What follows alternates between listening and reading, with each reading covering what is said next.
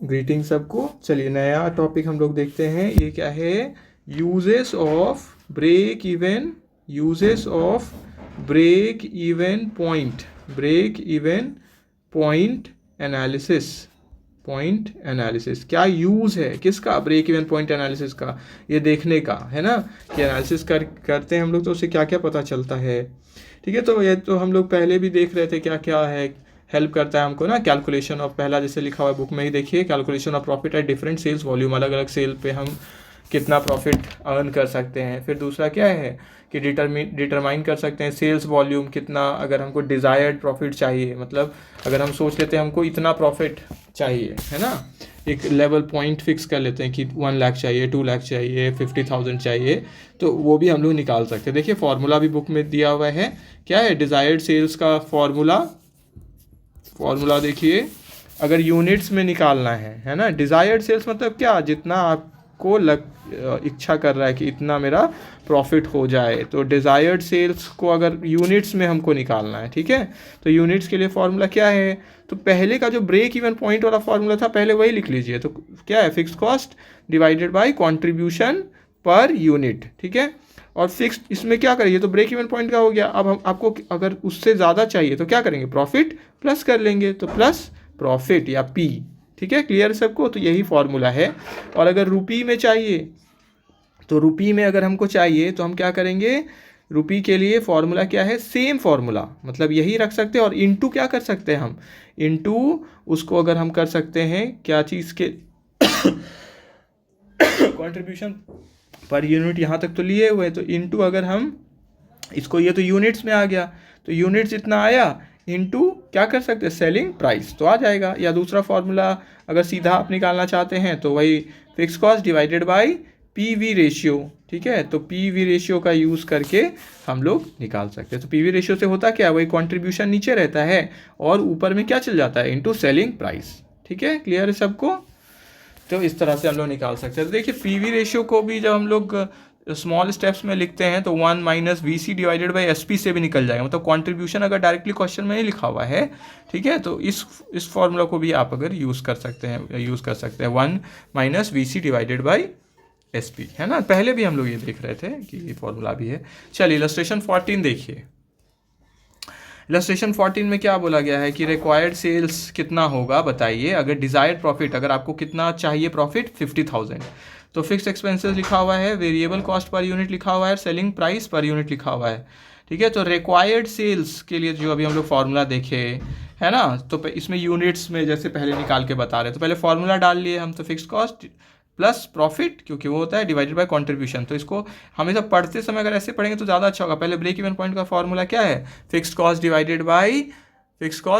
Bye contribution per unit, तो वो अगर लिख के अगर करेंगे तो इजी लगेगा, कंट्रीब्यूशन पर यूनिट है ब्रेक इवन पॉइंट का, ठीक है, और अगर ज़्यादा कमाना है आपको कितना ज़्यादा कमाना है, ठीक है, तो उसके लिए हम लोग क्या करते हैं, ऊपर में ही क्या कर देते हैं, प्लस प्रॉफिट, ठीक है,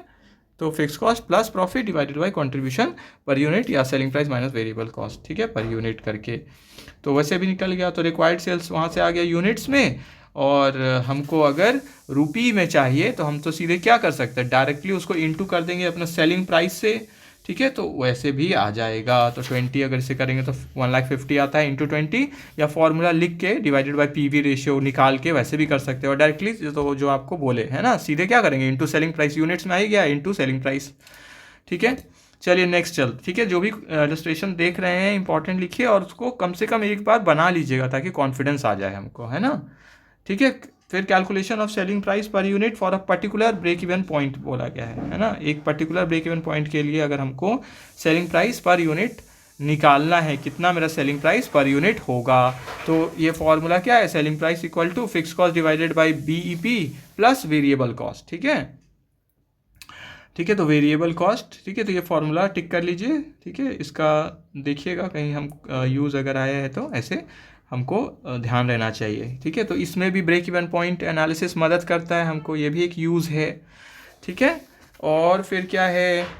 देखिए 4th में लिखा हुआ है determination of sales volume to offset price reduction, अगर हम अपना प्राइस को कम करते हैं तो हम और कितना बेचे कि मेरा क्या हो जाए, मेरा जो प्राइस कम किए हम उसका असर ना पड़े, मतलब जो पहले का लेवल है, ठीक है, वो हम मेंटेन कर सके। ठीक है, तो इसके लिए फॉर्मूला देखिए क्या है, रिक्वायर्ड सेल्स, जितना भी मेरा सेल्स कितना हम और सेल करें, क्योंकि अब तो घट गया ना, तो फॉर्मूला क्या है, फिक्स कॉस्ट प्लस प्रॉफिट, तो जितना हमको कमाना है प्रॉफिट वो ऐड हो गया फिक्स कॉस्ट में, डिवाइडेड बाय, देखिए एस पी एन लिखा, एस पी एन क्या है, न्यू सेलिंग प्राइस, क्योंकि अब तो मेरा सेलिंग प्राइस घट गया ना, जैसे 10% 20% या जो भी क्वेश्चन में लिखा हुआ है, तो new selling price per unit, ठीक है, माइनस क्या करना है हमको, वेरिएबल कॉस्ट। ठीक है, तो वेरिएबल कॉस्ट में चेंज नहीं आ रहा है, किस में आ रहा है, क्वेश्चन में जैसा बोला जाए, अगर बोलेंगे उसमें वेरिएबल कॉस्ट में भी चेंज करना है तो वो भी चेंज कर देंगे। ठीक है, और सिर्फ अगर सेलिंग प्राइस में चेंज हुआ है तो ये चेंज हो गया, तो नया सेलिंग प्राइस माइनस जो भी वेरिएबल कॉस्ट पर यूनिट है, तो ये फॉर्मूला से हमारा रिक्वायर्ड सेल्स कितना हमको और सेल करना है ये पता चलेगा। देखिए इलस्ट्रेशन 15 है ना, देखिए इलस्ट्रेशन 15 में क्या बताया गया है, कुछ इन्फॉर्मेशन आपको दिया गया है और बोला गया है, ठीक है, क्या करना है, लास्ट में देखिए क्वेश्चन का, सेलिंग प्राइस अगर रिड्यूस हो जाता है 10% का और अगर सेलिंग प्राइस रिड्यूस हो जाता है 20% का, तो दो अलग केस दिया गया है। तो मटेरियल्स हमारा अमाउंट दिया हुआ है, लेबर है, वेरिएबल ओवरहेड है, फिक्स्ड ओवरहेड है, ठीक है, VOH क्या हो गया, वेरिएबल ओवरहेड, FOH क्या हो गया, फिक्स्ड ओवरहेड, और फिर प्रॉफिट है तो सेलिंग प्राइस है 400। और बताया गया है अबव इन्फॉर्मेशन, जो ये इन्फॉर्मेशन वो बेस्ड है किस पे, मैन्युफैक्चरिंग, कितना क्या manufacturing, 1 lakh cycles per annum, 1 lakh cycle per annum के लिए ये हमारा इन्फॉर्मेशन दिया गया, मतलब यूनिट्स बता दिया गया आपको, है ना, कि 1 लाख साइकिल मैन्युफैक्चर करते हैं। तो कंपनी एक्सपेक्ट करती है कि कंपटीशन के कारण उनको सेलिंग प्राइस रिड्यूस करना होगा, लेकिन वो चाहते हैं कि जो हम प्रॉफिट कमा रहे थे वो कमाए। ठीक है, तो लिखा हुआ क्वेश्चन, कितना साइकिल बनाना होगा हमको अगर सेम अमाउंट ऑफ प्रॉफिट चाहिए, किस किस केस में, दो केस में लिखा हुआ, अगर सेलिंग प्राइस हम रिड्यूस कर देते हैं 10% से और सेलिंग प्राइस रिड्यूस कर देते हैं 20% से। ठीक है, तो अब पहले तो हमको देखना होगा भाई प्रॉफिट कितना कमा रहे थे हम, है ना, तो देखिए पर साइकिल प्रॉफिट कितना है, तो उसका अमाउंट दिया गया है, ऑलरेडी गिवन है, 100 प्रॉफिट लिखा हुआ है ना ऊपर में, सबसे पहला अबव में, है ना, देखिए तो कितना पर साइकिल प्रॉफिट कितना आया, 100, तो प्रॉफिट ऑन 1 लाख साइकिल्स, तो 1 लाख पे हमारा निकल गया, कि क्योंकि मेरा टोटल तो हम 1 लाख बेच रहे थे, तो टोटल प्रॉफिट हम कमा कितना रहे थे आखिर, तो 1 करोड़ आ गया, 1 लाख इंटू 100। तो अभी का सेलिंग प्राइस कितना है, 400। फिर केस क्या है, पहला केस, अगर सेलिंग प्राइस हम रिड्यूस कर देते हैं 10% से, ठीक है, 10% से रिड्यूस कर देंगे तो 400 का 10% कम करिए, मतलब 90% कितना हो गया, 3,60,000, और अगर 20% लेस करते हैं तो 320 आ जाता है। तो अब फॉर्मूला हम लोग पहले ही, एक्चुअली फॉर्मूला पहले लगा लीजिएगा आप एग्जाम में, क्योंकि वो आपको गाइड करेगा कि आपको करना क्या है फिर, है ना। तो फिक्स कॉस्ट ऑलरेडी दिया हुआ है, 1 यूनिट का दिया हुआ है 100 रुपया, तो फिक्स्ड कॉस्ट 100 का कितना हो जाएगा, वही 1 लाख इंटू 100 इसमें भी। ठीक है, तो फिक्स्ड कॉस्ट हो गया 1 लाख इंटू 100, मतलब वही 1 करोड़, प्रॉफिट भी कितना चाहिए हमको, 1 करोड़, और डिवाइडेड बाई क्या कर देंगे हम, जो नया सेलिंग प्राइस है, नया सेलिंग प्राइस कितना है 360 पहला केस के लिए, minus variable cost, variable cost कितना है क्वेश्चन में देखिए, मटीरियल, लेबर और वेरिएबल ओवरहेड मिला दिए तो कितना आया 200, तो 360 माइनस 200। ठीक है, इसी तरह से सेकंड केस भी बन जाएगा जिसमें 20% लेस कर देना है। ठीक है, कोई डाउट होता है तो आप बाद में पूछिएगा, इसको वेरी इंपॉर्टेंट लिखिए। और एग्ज़ाम में देखिए इसी तरह अलग अलग एक क्वेश्चन आ सकता है और उसमें बोला जाएगा कि आप ब्रेक इवन पॉइंट निकालिए, मार्जिन ऑफ सेफ्टी निकालिए, कितना प्रॉफिट और हमको चाहिए, तब हम क्या फार्मूला लगाएंगे, सेल्स अगर मेरा 10% बढ़ाना है घटाना है तो क्या फार्मूला होगा। तो ये अलग अलग पार्ट्स को एक में क्वेश्चन में कंबाइन करके जैसे 15 मार्क्स का क्वेश्चन बनाया जा सकता है, तो आप फिर कर लेंगे उसको। ठीक है, तो फार्मूला नोट्स और वर्किंग नोट्स का ध्यान रखिएगा। ठीक है, फिर बोला गया है और क्या यूज़ है ब्रेक इवन पॉइंट एनालिसिस का, कि हम इससे इम्पैक्ट कितना हो रहा है, जो भी चेंज कर रहे हैं हम फिक्स्ड और वेरिएबल कॉस्ट में, वो पता चलता है। ये फार्मूला जो अभी हम लोग देख रहे थे, चेंज पता चला ना, सेलिंग प्राइस को हम चेंज कर रहे हैं तो उसका क्या क्या इम्पैक्ट पड़ रहा है ना। जैसे पहला केस में हम लोग अभी देखे 1 लाख जो साइकिल बेच रहे थे 10% से अगर हम घटाते हैं तो अब हमको कितना साइकिल बेचना पड़ेगा, सेलिंग प्राइस अगर 10% से घट गया तो 1,25,000 साइकिल अब आपको बेचना पड़ेगा। क्यों, क्योंकि सेलिंग प्राइस तो आप कम कर दिए ना पर साइकिल, तो आपका प्रॉफिट भी हर साइकिल में तो अब कम आएगा। तो अब क्या करना होगा, आपको ज़्यादा बेचना होगा। तो पहले 1 लाख में काम हो रहा था, अब कितना में हो रहा है 1,25,000 साइकिल्स, है ना, 1,25,000 साइकिल, और 20% से अगर आप घटा दिए तो उसमें क्या आया 1,66,667 साइकिल्स, तो और बढ़ गया साइकिल, और बेचिए तब आपको वही पुराना वाला फ़ायदा मेंटेन कर पाएंगे आप, ठीक है। फिर लास्ट में क्या लिखा है, estimating the effect of changes in sales mix, क्या चेंजेस आया है सेल्स मिक्स में, उसका इफेक्ट आप निकाल सकते हैं, ठीक है। जो अभी हम लोग मतलब अगर एक से ज़्यादा प्रोडक्ट हम ऑफर कर रहे हैं, मतलब मार्केट में दे रहे हैं, तो अब मेरा नया सेल्स मिक्स क्या होगा, ठीक है। तो कितना पोर्शन हम इस प्रोडक्ट का बेचे, कितना दूसरा का बेचे, जिससे हमको फ़ायदा हो, ठीक है, या क्या असर होगा उसका मेनली, ठीक है। चलिए इलस्ट्रेशन 16 में आइए, देखिए इलस्ट्रेशन 16 में बोला गया है, डेटा दिया गया है कॉस्टिंग रिकॉर्ड्स का, जफारी लिमिटेड का, बताया गया है PQR, ये 3 प्रोडक्ट है। सेल्स फिर बताया गया है 5:3:2 रेशियो है, वेरिएबल कॉस्ट अलग अलग है, फिर कंट्रीब्यूशन आ गया, और फिर लेस फिक्स कॉस्ट करेंगे तो क्या आ गया, हमारा प्रॉफिट आ गया। तो बोला गया है कैलकुलेट करिए BEP, ब्रेक इवन पॉइंट, किसके लिए, टोटल के लिए, और एस्टिमेट करिए effect on break even point, ठीक है। एस्टिमेट करिए मतलब निकालिए effect on break even point, कब, अगर सेल्स मिक्स को चेंज किया जाता है, कितना पे, 60%, 15, 60, 15 और 25, ठीक है, 60, 15 और 25। तो ब्रेक इवन पॉइंट अगर रुपीज़ में हमको निकालना है तो हम लोग फार्मूला आप जानते हैं, फार्मूला अभी का लेवल के लिए निकल जाएगा, है ना, fix cost divided by contribution per unit रुपये में निकालना है तो ऊपर में सेलिंग प्राइस, है ना, या fix cost divided PV ratio, वही चीज़ हो गया, ठीक है। तो यहाँ टोटल लिखा हुआ है, पर यूनिट का तो है नहीं, तो टोटल ही लगा देंगे, है ना। तो फिक्स कॉस्ट का तो ऐसे भी टोटल है, सेलिंग प्राइस का टोटल है, वेरिएबल कॉस्ट का टोटल है, ऊपर में फिर सेलिंग प्राइस मतलब टोटल सेल्स का दिया हुआ है, तो टोटल अमाउंट है तो वही अप्लाई कर देंगे पर यूनिट की जगह, है ना। तो हमारा क्या आ गया, 50,000, ठीक है, अभी का लेवल का। फिर क्योंकि क्वेश्चन में लिखा हुआ था कि चेंज करिए, क्या बताइए क्या इफेक्ट होगा ब्रेक इवन पॉइंट में अगर हम सेल्स मिक्स को, मतलब जो बेच रहे थे उसको, अगर हम उसको चेंज कर दे, है ना, क्या है चेंज कर दे, 60:15:25, पहले कितना था 5:3:2, अब कितना हो गया 60:15:25 में अगर हम चेंज कर दे, मतलब हम 1 लाख अगर प्रोडक्ट बेच रहे हैं तो अब P का कितना हिस्सा हो जाएगा उसमें, 60,000, ठीक है, और Q का कितना हिस्सा हो जाएगा 15,000, और R का कितना हो जाएगा 25,000, ठीक है। हाँ देखिए लिखा हुआ है नीचे में, BEP when sales mixture is change, लिखा है ना, देखिए सेल्स नया क्या होगा, सेल्स रेशियो के कारण 60,000, 15,000, 25,000, तो 1 लाख हो गया, ठीक है। हम लोग ये कैसे निकाले, अभी जैसे आपको बताए है ना कि नया रेशियो में अप्लाई कर देंगे, 1 लाख हम सेल कर रहे थे तो 1 लाख इंटू 1 लाख इंटू कैसे निकाले, 60,000 कैसे आया, देखिए 1 लाख टोटल सेल हम कर रहे हैं ना, तो लिखा गया अब आप रेशियो चेंज कर रहे हैं, 60:15:25, तो 60, 15 और 25 है, तीनों को टोटल करेंगे तो कितना आएगा 100, मतलब 100 रुपया का आप सेल करते हैं तो 60 रुपया किसका सेल हो जाता, मतलब 60 रुपया का किसका हो जाता है, P का, Q का 15 रुपया और R का 25, ठीक है। तो अगर हम निकालेंगे P का अब कितना होगा नया रेशियो सेल्स मिक्स का, तो 60/100 तो कितना हो गया 60,000, उसी तरह Q का 15/100 तो 15,000, फिर इसका 25,000, ठीक है, क्लियर है सबको। अब देखिए फिर लेस वेरिएबल कॉस्ट, अब वेरिएबल कॉस्ट के लिए हमको निकालना होगा, क्या निकालना होगा, मेरा पहले P में कितना लग रहा था 30,000 लग रहा था, कितना हम कितना बेच रहे थे, तो 50,000 रुपया का ये बेचते थे, तो 30,000 उसमें क्या था वेरिएबल कॉस्ट था, ठीक है। और अब हम अगर बेच रहे हैं कितना, नया लेवल क्या है, अब तो 60,000 है ना, तो 60,000 बेचेंगे तो कितना आएगा,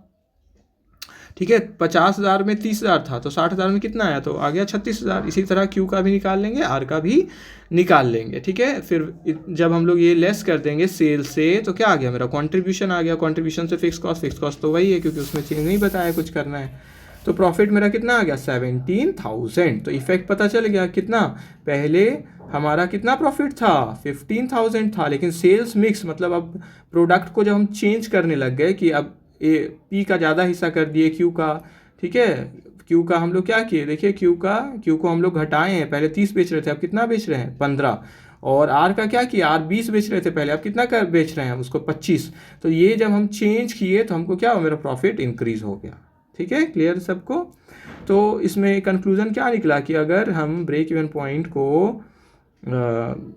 पॉइंट हमारा क्या हो जाता है, घट जाता है, कैसे 3125 से, ठीक है, कैसे निकाले, 50,000 मेरा पहले ब्रेक इवन पॉइंट था और अभी का ब्रेक इवन पॉइंट अगर आप निकालेंगे, ठीक है, तो न्यू ब्रेक इवन पॉइंट क्या आ गया हमारा, वही fix cost divided by S P minus V C into S P किए हम, तो कितना आ गया 46,875। तो पहले 50,000 था, 46,875 आया। तो इसका मतलब क्या हुआ, ब्रेक इवन पॉइंट का लेवल तो अब हम लोग नीचे ले आए ना, यूनिट्स, मतलब कम ही यूनिट्स हम बेच के पुराना अपना मतलब कम ही यूनिट्स बेच के हम अपना जितना भी कॉस्ट है वो रिकवर कर लेते हैं। ठीक है, तो कम ही यूनिट्स कितना से कम हो गया, ठीक है, तो ब्रेक इवन पॉइंट लिखा हुआ है 3125 रुपीज़ से कम हो गया। मतलब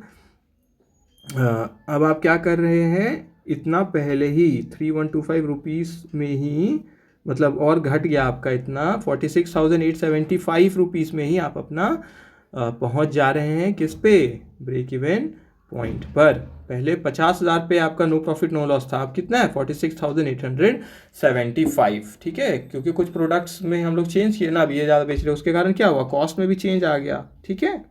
तो due to change in sales mix, ठीक है, कॉस्ट में और उसमें, तो ओवरऑल इम्पैक्ट के लिए ठीक है, तो सिंपल में समझ लेते हैं, किसी में चेंज आया जिसके कारण क्या हुआ, कॉस्ट में या सेल्स उसमें।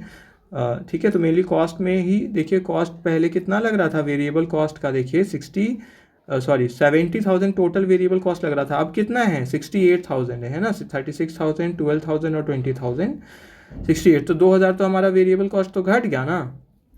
2,000 वेरिएबल कॉस्ट घटा। ठीक है, देखिए इस क्वेश्चन में क्या हुआ कि 2,000 आपका वेरिएबल कॉस्ट घट गया, पहले कितना लग रहा था, पहले लग रहा था आपका 70,000, अभी कितना लग रहा है, अभी लग रहा है 68,000। तो 2,000 से क्या हो गया, वेरिएबल कॉस्ट घट गया, और 2,000 से देखिए उसके कारण क्या हुआ, प्रॉफिट उतना ही से 2,000 से बढ़ गया। ठीक है, तो ये एक घटा एक बढ़ा, तो ये हमारा आ गया 46,875 जो नया हमारा ब्रेक इवन पॉइंट ये है। ठीक है, ब्रेक इवन पॉइंट चेंज हो गया, इतना घट गया। ठीक है, किसके कारण, सेल्स मिक्स को चेंज करने के कारण। और मार्जिन ऑफ सेफ्टी और प्रॉफिट क्या हुआ, बढ़ गया, है ना, मार्जिन ऑफ सेफ्टी भी तो बढ़ जाएगा क्योंकि ब्रेक इवन पॉइंट कम हो गया, तो मार्जिन ऑफ सेफ्टी क्या हो गया, और बढ़ जाएगा, और हमारा प्रॉफिट क्या हुआ, बढ़ गया। तो ब्रेक इवन पॉइंट घटने से हमारा मार्जिन ऑफ सेफ्टी बढ़ गया और प्रॉफिट भी बढ़ गया, तो दोनों में क्या हुआ, इंक्रीज रजिस्टर्ड हो गया। ठीक है, ठीक है, फिर देखिए आगे बताया गया है डिटर्मिनेशन 7 पॉइंट में, determination of sales volume required to meet the proposed expenditure. ठीक है, मतलब क्या है कि कितना मेरा सेल्स वॉल्यूम रहेगा अगर मेरा प्रपोज्ड एक्सपेंडिचर क्या हो जाता है, अगर उसमें चेंज आता है ना। तो अगर क्या हुआ, अगर मेरा, ठीक है, अगर मेरा एक्सपेंडिचर हमको और करना है, जैसे हम एडवर्टीज़मेंट के लिए और खर्चा करना चाहते हैं ताकि मेरा सेल्स वॉल्यूम क्या हो, बढ़े। ठीक है, बुक में लिखा हुआ है देखिए, तो मैनेजर क्या कर सकते हैं, जितना सेल्स वॉल्यूम को वो बढ़ाना चाहते हैं उसके लिहाज से कितना उनको खर्चा करना पड़ रहा है, मतलब एडिशनल। ठीक है, एडिशनल फार्मूला देखिए, एडिशनल सेल्स वॉल्यूम मतलब कितना और आपको बेचना होगा। ठीक है, किस में, यूनिट्स में। ठीक है, तो उसका फॉर्मूला क्या, प्रपोज्ड एक्सपेंडिचर, तो उसके लिए कितना आपको एक्सपेंडिचर करना है divided by contribution per unit, कितना आप कितना खर्च कर रहे हैं। ठीक है, खर्च करना है आपको, करेंगे मतलब, ठीक है, डिवाइडेड बाय क्या करेंगे, कंट्रीब्यूशन पर यूनिट। ठीक है, उससे पता चल जाएगा हमको कितना हमको और क्या होगा, सेल्स वॉल्यूम हमको करना होगा, मतलब यूनिट्स में, लेकिन ठीक है यूनिट्स में, क्योंकि यहाँ सेल्स वॉल्यूम हम लोग देख रहे थे पहले कि रुपये में मेनली देख रहे थे, है ना, लेकिन यहाँ बोल दिया गया कि यूनिट्स में बताइए, तो उसके लिए क्या किए, कंट्रीब्यूशन पर यूनिट करके। तो प्रपोज्ड एक्सपेंडिचर किस में आएगा, रुपये में आएगा, कंट्रीब्यूशन पर यूनिट भी किस में आएगा, रुपये में, और पर यूनिट है तो रुपये भी रहेगा और डिवाइडेड बाई यूनिट, तो रुपये कट जाएगा, और ये यूनिट क्योंकि नीचे में डिवाइड हुआ है तो ये यूनिट कहाँ चल जाएगा, ऊपर। ठीक है, तो ये फॉर्मूला है, मेरे लिए देख लीजिए, proposed expenditure divided by contribution, क्या कवर करने के लिए, एडिशनल, अगर मेरा कितना हमको एडिशनल सेल्स वॉल्यूम, मेरा कितना और एडिशनल सेल्स करेंगे ताकि ये जो खर्च है वो मेरा वो भी कवर हो जाएगा। ठीक है, ठीक है, तो जो फॉर्मूला देखिए हम लोग कि कितना मेरे को और बढ़ाना है सेलिंग एक्सपेंसेस या कोई भी और खर्चा divided by contribution per unit, तो क्या आ जाएगा, एडिशनल सेल्स वॉल्यूम किस में, यूनिट्स में। चलिए 8 पॉइंट में चलते हैं। 8 में क्या लिखा है, choosing the most profitable alternative. कि अगर मेरे पास ऑल्टरनेटिव्स है, अलग अलग केसेस है, तो उस केस में हमको कौन सा ऑल्टरनेटिव चुने कि मेरे लिए सबसे ज़्यादा वो फ़ायदेमंद हो। ठीक है, तो जैसे प्रोडक्शन, इसमें देखिए लिखा हुआ है कि मैनेजर जो है बिजनेस के वो सेलेक्ट करते हैं मोस्ट प्रॉफिटेबल ऑल्टरनेटिव किसका यूज़ से, ब्रेक इवन पॉइंट का यूज़ करके। ठीक है, तो उससे क्या होता है कि इसमें बताया गया है कि मोस्ट प्रॉफिटेबल ऑल्टरनेटिव के लिए जैसे 2 मेथड ऑफ प्रोडक्शन है या 2 मेथड ऑफ मार्केटिंग दिया हुआ है या 2 प्लांट्स मशीन्स है उसका यूज़ करना है, तो ब्रेक इवन एनालिसिस उसमें हेल्प करती है। तो उसमें देखिए इस मेथड में फिक्स्ड और वेरिएबल एक्सपेंसेस जो अलग अलग ऑल्टरनेटिव का है, मतलब फिक्स्ड कॉस्ट को और वेरिएबल कॉस्ट को अलग अलग ऑल्टरनेटिव्स का जो है वो कंपेयर किया जाता है और क्या जाता है। ठीक है, लिखा गया है देखिए कि प्रोडक्शन या sales over break even point के लिए अगर हम कुछ ऐसा प्रोडक्शन कुछ कर रहे हैं या सेल्स हम कर रहे हैं, ठीक है, और अबव ब्रेक इवन पॉइंट है उस वो आ रहा है अगर, ठीक है, फॉर प्रोडक्शन और sales over break even point alternative having more fixed expenses profitable. मतलब क्या बोला गया है, इस केस में अगर ब्रेक इवन पॉइंट के हम ऊपर ऑपरेट कर रहे हैं तो इस केस में मेनली क्या फ़ायदेमंद होता है, वो ऑल्टरनेटिव जिसमें फिक्स्ड खर्चा क्या है, ज़्यादा है। ठीक है, मतलब मोर प्रॉफिट, इसीलिए लिखा हुआ मोर फिक्स्ड एक्सपेंस इज प्रॉफिटेबल। तो ऐसे केस में जहाँ पे फिक्स्ड कॉस्ट जिसका ज़्यादा है वो प्रॉफिटेबल है। और दूसरे तरफ अगर हम प्रोडक्शन या सेल्स लेवल मेरा क्या है, बिलो है मतलब लेस देन किससे, ब्रेक इवन पॉइंट में, तो इस केस में हमको वो उस ऑल्टरनेटिव के लिए जाना चाहिए जिसमें क्या है, हमारा कम खर्चा है, फिक्स्ड कॉस्ट क्या है, कम है, उस ऑल्टरनेटिव को हम अडॉप्ट करें तो फ़ायदा होगा। ठीक है, देखिए फॉर्मूला फिर एक बताया हुआ है, तो break even point of expensive alternative उसके लिए बताया, एक्सपेंसिव के लिए क्या करना है, इक्वल टू फिक्स कॉस्ट। ठीक है, तो पहले क्या आ गया, m.ex, फिर क्या लिखा हुआ है .alt, और आगे में देखिए लिखा हुआ इसका फुल फॉर्म क्या है, fix cost of more expensive alternative, तो वो पहले आ गया, उससे माइनस करना है लेस एक्सपेंसिव ऑल्टरनेटिव वाला। ठीक है, और फिर वेरिएबल कॉस्ट भी मोर वाला पहले और फिर लेस वाला बाद में। तो फॉर्मूला है, इसको देख लीजिए। ठीक है, तो यहाँ पे हम लोग का ये टॉपिक जो है use of break even point analysis, तो ये ओवर होता है। तो हम लोग अलग अलग यूजेस देखे ब्रेक इवन पॉइंट का, है ना, टोटल 8 पॉइंट्स इसमें कवर्ड थे। ठीक है, तो एक बार इसको क्या करना है, यूजेस को भी, जैसे ब्रेक इवन पॉइंट का 50 मार्क्स के लिए आएगा तो यूजेस भी लिख लेंगे आप। ठीक है, क्योंकि ये क्या है, इसका प्रैक्टिकल एस्पेक्ट है ना, कि क्यों इसका एप्लीकेशन क्या है ब्रेक इवन पॉइंट का, तो वो यहाँ पे बताया जा रहा है ना, इन सिचुएशन में ये हेल्प करता है। क्या पहला क्या देखे हम लोग, calculation of profit at different cells level, तो प्रॉफिट और सेल्स में वो बता रहा है कि इतना हम सेल करेंगे तो इतना मेरा प्रॉफिट आएगा। और फिर क्या है, determination of sales volume to earn desired profit, तो जो हम लोग फॉर्मूला देखे क्या, फिक्स कॉस्ट में प्रॉफिट ऐड हो जाता है जो, ठीक है, divided by selling price minus variable cost, उससे फिर नेक्स्ट हम लोग देखे calculation of selling price per unit for a particular BEP, तो उसका एक फॉर्मूला हो गया। डिटर्मिनेशन ऑफ सेल्स वॉल्यूम, कितना हम सेल्स वॉल्यूम मेरा क्या रहेगा, ताकि हम जो प्राइस घटा रहे हैं वो कवर हो जाए, तो ये भी एक यूज़ है। फिर हम लोग फिफ्थ पॉइंट में देखे, ठीक है, फिफ्थ में देखे हम लोग क्या है इम्पैक्ट, वो देखने के लिए जब अगर हम चेंज करते हैं क्या, वेरिएबल और फिक्स कॉस्ट, और फिर हम लोग देखे इफेक्ट क्या है चेंजेस का। ठीक है, सेल्स मिक्स में तो जो अलग अलग प्रोडक्ट का PQR वाला हम लोग देखे भी कि उसमें भी हेल्प करता है ये, है ना, कि हम अगर अब अपना मिक्स चेंज कर लेते हैं सेल्स मिक्स तो हमको प्रॉफिट होने का संभावना ज़्यादा है, इस तरह से है। फिर क्या है, डिटर्मिनेशन ऑफ सेल्स वॉल्यूम, कितना हम अपना सेल्स बढ़ाए ताकि जो हम खर्च कर रहे हैं उसको कवर कर रहे हैं, एक्स्ट्रा खर्च जो कर रहे हैं, है ना, फॉर्मूला है उसका भी। फिर कौन सा ज़्यादा प्रॉफिटेबल ऑल्टरनेटिव है, तो उसमें हम लोग देखे ब्रेक इवन पॉइंट से अगर ज़्यादा बेचते हैं तो फिक्स्ड कॉस्ट, अगर वो ऑल्टरनेटिव को लेना चाहिए जिसमें फिक्स कॉस्ट ज़्यादा है, और ब्रेक इवन पॉइंट से अगर कम हम बेचते हैं तो हमको वो ऑल्टरनेटिव लेना चाहिए जिसमें मेरा फिक्स कॉस्ट क्या है, कम है। ठीक है, तो ये टॉपिक हम लोग यहाँ पे एंड करते हैं, फिर नेक्स्ट टॉपिक में चलते हैं।